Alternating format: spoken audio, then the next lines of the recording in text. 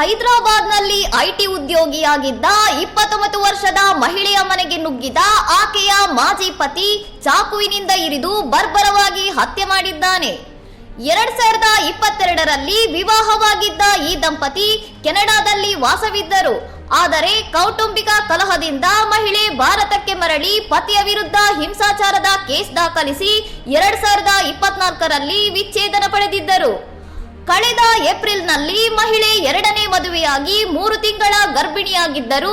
ಇತ್ತ ಪತ್ನಿ ದಾಖಲಿಸಿದ್ದ ಕೇಸ್ನಿಂದಾಗಿ ಪಾಸ್ಪೋರ್ಟ್ ಅಮಾನತಾಗಿ ಮಾಜಿ ಪತಿ ಕೆನಡಾಕ್ಕೆ ಹೋಗಲಾಗದೆ ಭಾರತದಲ್ಲೇ ಉಳಿದುಕೊಂಡಿದ್ದನು.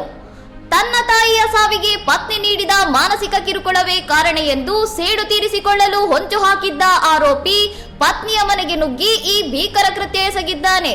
ಘಟನೆ ಬಗ್ಗೆ ಮಹಿಳೆಯ ಎರಡನೇ ಪತಿ ಪೊಲೀಸರಿಗೆ ದೂರು ನೀಡಿದ್ದು, ಆರೋಪಿಯನ್ನು ಬಂಧಿಸಿರುವ ಹೈದರಾಬಾದ್ ಪೊಲೀಸರು ತನಿಖೆ ಚುರುಕುಗೊಳಿಸಿದ್ದಾರೆ. ಇನ್ನಷ್ಟು ಸುದ್ದಿಗಳಿಗಾಗಿ ನೋಡ್ತಾ ಇರಿ ಸೌರಂ ಟಿವಿ.